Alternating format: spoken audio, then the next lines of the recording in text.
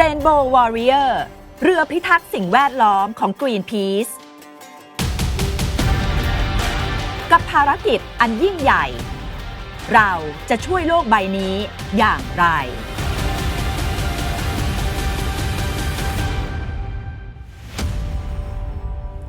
สวัสดีค่ะเมื่อไม่นานมานี้เรือ Rainbow Warrior ของ Greenpeace กลุ่มอนุรักษ์สิ่งแวดล้อมเดินทางมาที่ประเทศไทยนะคะ Global Focus ได้มีโอกาสพูดคุยกับกัปตันเรือ Rainbow Warrior คุณเฮตตี้กีแนนคุณเฮตตี้บอกว่าทุกวันนี้ปัญหาสิ่งแวดล้อมในท้องทะเลมีหลากหลายแต่ว่าทุกเรื่องล้วนเกี่ยวข้องกับภาวะโลกเดือดแต่เธอบอกว่าเธอดีใจนะคะที่ทุกวันนี้คนทั่วโลกโดยเฉพาะอย่างยิ่งคนรุ่นใหม่ใส่ใจอนุรักษ์สิ่งแวดล้อมมากยิ่งขึ้นค่ะGreenpeace เป็นองค์กรรณรงค์อิสระระดับโลกที่มุ่งเน้นปกป้องสิ่งแวดล้อมก่อตั้งที่ประเทศแคนาดาในปีค.ศ. 1971 โดยกลุ่มนักเคลื่อนไหวด้านสิ่งแวดล้อมปัจจุบันมีสำนักงานใหญ่ที่อัมสเตอร์ดัมประเทศเนเธอร์แลนด์และมีสำนักงานทั่วโลกรวมถึงในประเทศไทย Greenpeace รณรงค์หลายเรื่องเช่นแก้วิกฤตสภาพภูมิอากาศการเปลี่ยนผ่านพลังงานการยุติมลพิษพลาสติกรักษาความหลากหลายทางชีวภาพและการปกป้องพื้นป่าและท้องทะเลเรือ Rainbow Warrior เรือชื่อดังของ Greenpeace เดินทางมาประเทศไทยเมื่อไม่นานมานี้เพื่อทำงานร่วมกับชุมชนและภาคส่วนที่เกี่ยวข้องเพื่อปกป้องทะเลไทยและสิทธิชุมชนชายฝั่งคุณเฮตตี้กีแนนกัปตันเรือ Rainbow Warrior เป็นชาวเนเธอร์แลนด์เดินทางมาแล้วทั่วโลกและเห็นปัญหาสิ่งแวดล้อมที่อยากให้ทุกคนร่วมกันแก้ไขPatty, since you've been the captain of the Rainbow Warrior for 8 years now, what are some of the biggest environmental issues that you see facing the ocean today? The biggest one, it's difficult to say because there are many. And they're all related, in my opinion, to climate change. And what we see when sailing worldwide is coral bleaching, but also overfishing. Last trip I've been in the Philippines where we were visiting the sinking islands due to seawater rise. Yeah, overfishing, I already said, when you see these huge fishing vessels who just take all the fish while the local fishermen don't have. There's nothing left for the local fishermen anymore. Yeah, so many of these things. We still see plastic in the water. Sometimes it's depending on the wind, but sometimes you sail somewhere and then you see the south of an island, you see just full of plastic. Do you see more and more of those plastics? Plastics, it depends very much where we are in the world. And I think it's like with everything, things go better. In the past, ships were dropping garbage over the side. This is not happening anymore because of the regulations becoming better. In the past, ships were discharging oil, also not possible anymore. Or hardly possible anymore. So I think some things go better. Yeah, I think the world is getting with more and more people, more and more ships, more and more. So on that side, one hand is going better, the other hand it's still a big challenge, I think. In Thailand, we still use a lot of plastics and not so much recycles. What can you say to encourage Thai people to be more aware and do their little part? That plastic is something, it's absolutely also not needed. We can reduce our plastic, we can think about it, have your own water bottle, fill it up with water and use it again and again and again. It doesn't need to be every time a new plastic bottle. If you go somewhere, take your own cups. If you see it around the world, you see things really get better and better. People have a straw of bamboo in the back, so you don't need to have the plastic straws, for instance. So yeah, try to use less because it's absolutely a problem. If we see on the ocean, sometimes we see the plastic in the water, it's just packed, it's so full, it's absolutely bad. In the Netherlands, do people still use all of these plastics? We still use it, but less. In the Netherlands, it's also the government who is helping with that. Like plastic bags in a supermarket, officially, you cannot get them for free anymore, you have to pay for it. And I know in France, you cannot use the plastic cups anymore for events and this kind of things. It needs to come from every direction. But people, I think awareness, that is the big thing. Learn people where it's coming from, but also what the effect is if it's just in nature. It doesn't disappear that easy. So for all the challenges that you said, Do you think we still have enough time to rectify them, or is it too late already? No, I don't believe it's too late. I think absolutely it's not too late. Because you see so many people, so many organizations. I think the awareness is growing and growing and growing. I believe if everybody does something that's already, I think we will manage, because also our development is getting better and better, and we learn better and better how to deal with our issues. So I don't believe it's too late, but that we need to do something, yeah, that's very obvious. Do you think people today are more aware of all of these environmental issues? Worldwide, I think yes. For instance, I'm coming from the Netherlands. In the past, things were more happening in the countries where actually they were not the one who created the most climate change. Like for instance, what I saw in the Philippines, the sinking islands. They're absolutely, in my opinion, a victim of me, not me, but us living in a Western country and the development we had. But I see it now also happening in our countries. We see effects of climate change in our countries as well. I think it's now worldwide. So nobody can say anymore it's not happening. It's happening. Flooding is happening everywhere. In the past, I've been in Greenland, in the north, in the Arctic, where you saw glaciers already retrieving more and more and more. I think it becomes more and more clear that the whole world is seeing it. Mm-hmm. Is nuclear energy an option to counter global warming or global boiling? Oh, this for me is a very difficult one. Mm-hmm. Again, I'm not a scientist. Mm-hmm. I would like personally to be more aware of all the energy we are using and bring the use of energy, bring that down. For me, that would be at least a better start to think of. Because the nuclear, how do I say it, the waste storage, I find a very difficult issue. I think let's just try to use less energy, like to live a little bit more sustainable. I think that would help, at least, and then the nuclear energy discussion can start again, with looking for solutions for the waste.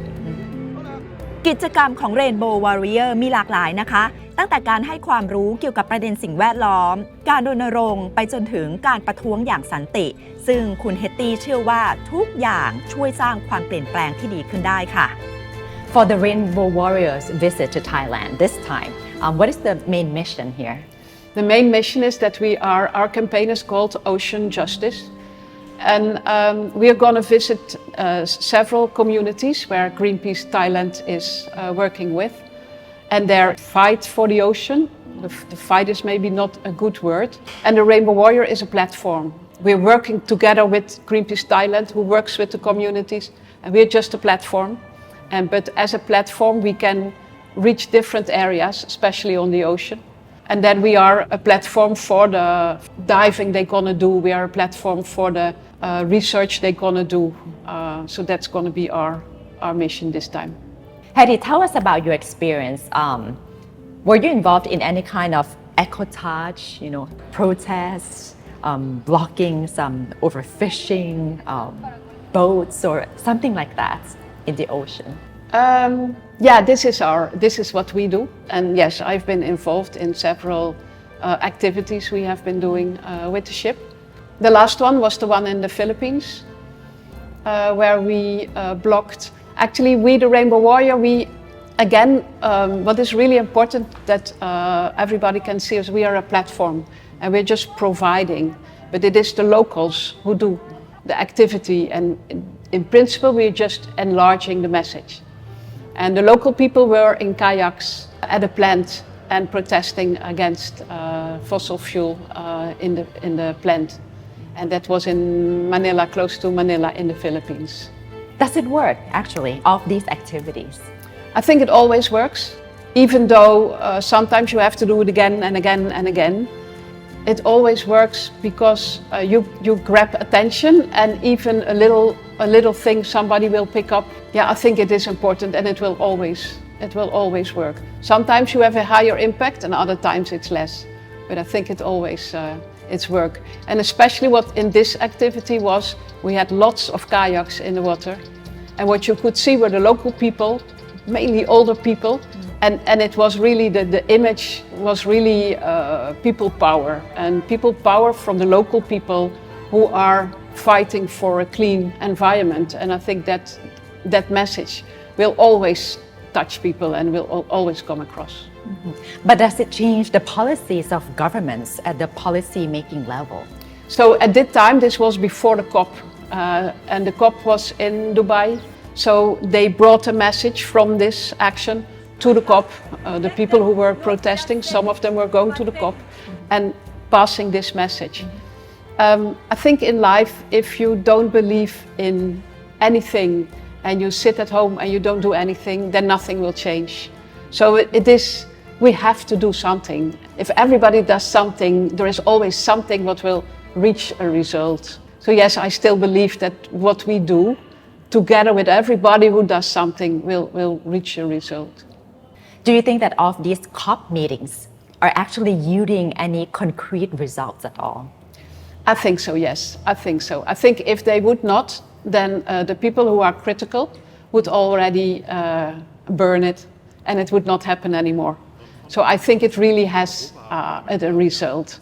And I think what I mentioned before, it's so clear now all over the world that climate change is happening. So yes, this kind of things have results, because otherwise it would already been stopped many years ago. เกรทา ตันเบิร์กนักเคลื่อนไหวสิ่งแวดล้อมรุ่นใหม่ชาวสวีเดนถือป้ายหน้ารัฐสภาสวีเดนให้แก้ไขวิกฤตการณ์ภูมิอากาศจุดประกายให้เยาวชนทั่วโลกหันมาใส่ใจเรื่องนี้มากขึ้นคุณเฮตตี้มองว่าเกรทาทำให้เห็นความสำคัญของการแสดงจุดยืนที่แน่วแน่ Do you think that the younger generation, they are more aware about all of these environmental issues compared to the older generations? I can imagine if you're young now, you see things happening, while we didn't see it. We didn't realize. I think at that time, some things we also didn't realize that things were bad for the environment, because over the years, I think we learned more and more and more. When I was young, we were not aware of it.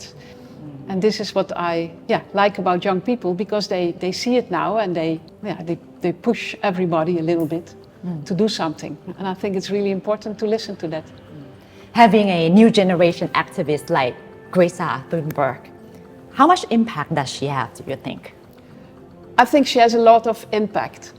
But even though nothing will change, she has an impact on other girls of her generation, for instance, who can see that somebody who stands up and does something really gets a voice in important meetings, for instance.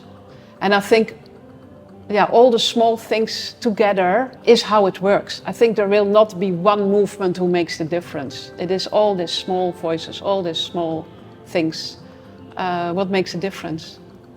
I think one issue that she talks about a lot is about companies greenwashing themselves. What do you think about that?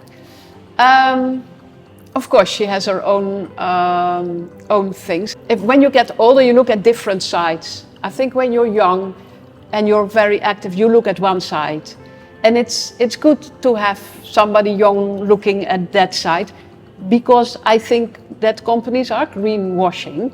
But of course, if you look at it from different sides, they also have their arguments, they also have their reasons. But I think the truth in the end is in the middle. No, and she opens people's eyes. I think that's the main thing. And she creates a movement. And I think that's the important thing in it.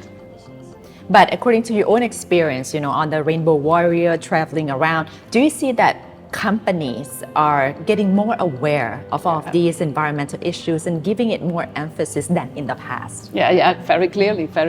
And they have to, because the rules and the regulations are changing. So they really have to. They are forced to. They're forced to. Yeah, they're forced to, because it's needed.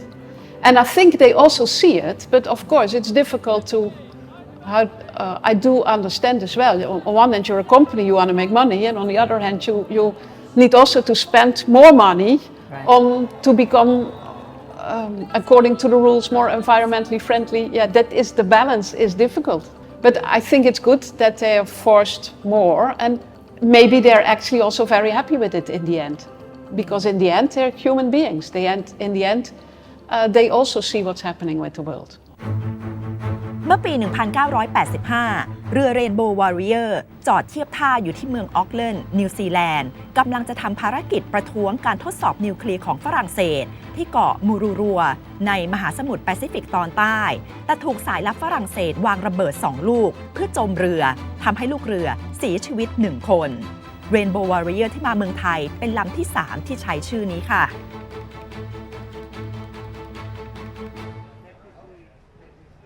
Hetty, you have been the captain of the Rainbow Warrior, and it is one of the most famous ship in terms of environmental conservation and also a lot of history as well. How does that feel like? How that feels. And I think I have a fantastic job. Every day is different. I learn a lot. My background is maritime, but due to campaigning, every time I come and start a campaign and I don't know anything about the country, about the campaign, but it is something new. And then that is a learning process, but starts. So, no, I think it's fantastic what I do. I love it. What are some of the biggest achievements you think that came out from Greenpeace? And you've been working with them for over 2 decades now. I'm always a little bit, how do you say that, reserved in this. I think sometimes you do a campaign and you win a campaign, but it's not Greenpeace who wins the campaign. It's the Greenpeace together with another moment in time, with another organization or somebody else. It is we do this together. There things are changing. But every part, it's not only Greenpeace who achieves this. I think that's just not realistic. It's Greenpeace together with something else, with another person. And that is how we achieve things. I know one, for instance, that is always has been one of the most memorable. Mm-hmm. We were in Brazil and we were campaigning against cast iron, which is used for cars in the US. And to make this cast iron, they were using charcoal from the Amazon, from the Asian wood in the Amazon. And they were also using, at that time, slavery. Slavery was still happening. So we did a couple of days, I think in total 13-day action on a ship and later in port.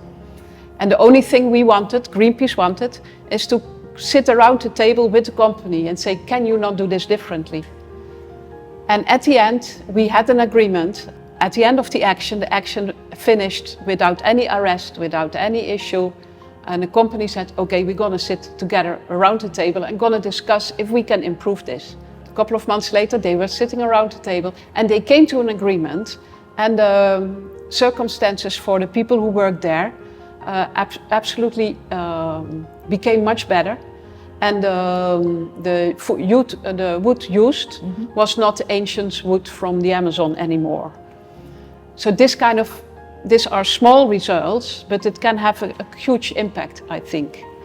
And this one, yeah, for me was, because I was involved in that activity, was a really important one. Yeah. Now, Greenpeace got its criticisms as well from all sides, of course, right? Of course. Yeah, what do you say to all of those criticisms? I think it's good to criticize. It's good to criticize, and it's important for us to listen to it and to learn from it. But if nobody does anything, I think then we will never get to the Paris Agreement. So I think we need to do something. And the way we do it, everybody does it in his own way. And I hope that everybody does something. And Greenpeace does it this way. And since we are there already for so many years, we do something good. Otherwise, we would not be here anymore, because we get money from people who donate money. So yes, people can criticize. Yeah, I think it's normal, and it's also good. Mm-hmm. You say we all have to do a little bit something. What can we do in our everyday life to help conserve the environment? I have an example. Once we were in Bulgaria, and there was a woman who said, I really wanted to work for the environment, but now I have a little baby and I want to stay at home for my baby, to look after my baby. And she said she was thinking, what can I do? And then she came with a little cup full of garbage. And she said, this is the garbage of 1 month. So she really tried only in her house, with her partner, with her baby, to really reduce the garbage. And she said with this, she learned in the beginning it was a big bag, it became smaller, smaller, smaller, and in the end it's just 1 cup for 1 month. And she said, and with this, now and then I do speeches somewhere and I tell people about it. And I think this is, for me, was a really good example of it doesn't matter what you do, a small thing, but do something. And that is, what I would like to say to the people. Do something, doesn't really matter. This is an example of something I think it's fantastic. Because a little seed can become bigger and bigger and bigger. All right, thank you very much, Hattie, for your time today. Thank You're you. welcome, you're welcome. Thank you. ภาวะโลกเดือดเราทุกคนสัมผัสได้นะคะ และรู้ด้วยว่าจะต้องทำอะไรสักอย่าง คุณเฮตตี้ขอให้เราทุกคนอย่าเพิ่งสิ้นหวังค่ะ อย่างที่เธอบอกว่าถ้าเกิดว่าเราไม่เชื่ออะไรเลย ไม่ทำอะไรเลยก็จะไม่เกิดการเปลี่ยนแปลง แต่ถ้าเกิดว่าเราทุกคนลงมือทำอะไรสักอย่างคนละไม้คนละมือค่ะ ท้ายที่สุดแล้วจะนำไปสู่การเปลี่ยนแปลงที่ดีขึ้นอย่างแน่นอน สวัสดีค่ะ